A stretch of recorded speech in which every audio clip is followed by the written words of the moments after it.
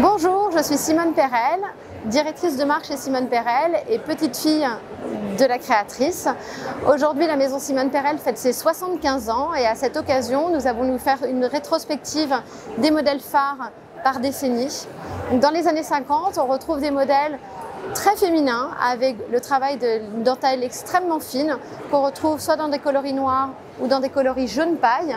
On est vraiment sur de la féminité exacerbée. Dans les années 60, on est davantage sur un peu plus de sensualité, avec notamment un produit, on va dire un bustier tout en satin noir, avec une découpe très pointue au niveau du bonnet et ce détail très audacieux au niveau du séparateur au milieu. Dans les années 70, on est sur la libération de la femme. Là, on va retrouver, c'est l'apparition du lycra, l'apparition de l'élastane.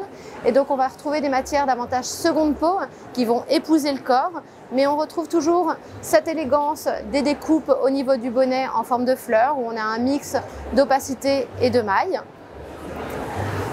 Dans les années 80, on est sur les ambiances disco.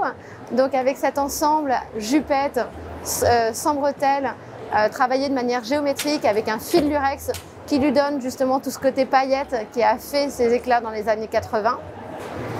Et on termine par nos iconiques, donc notre collection aujourd'hui avec la mise en avant notamment du modèle d'hélice au milieu qu'on a travaillé pour ses 10 ans avec un fil lurex multicolore entièrement brodé.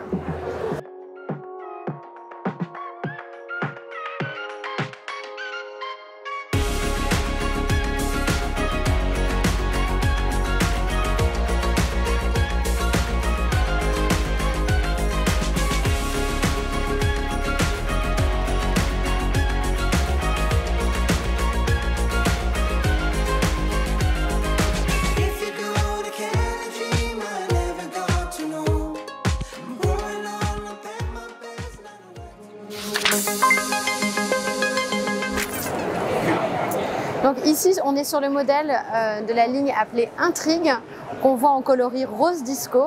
Ce qu'on aime particulièrement dans cette broderie, c'est l'aspect floral du bouquet qui, au milieu d'un tulle complètement transparent, surgit de nulle part.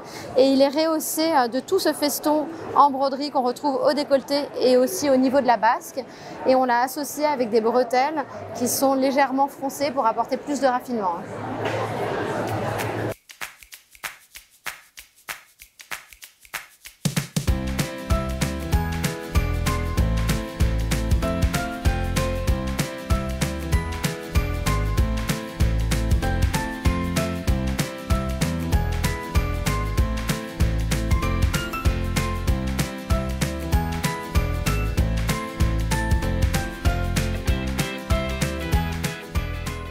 Donc ici, nous sommes sur l'ensemble de la ligne qui s'appelle Scénario.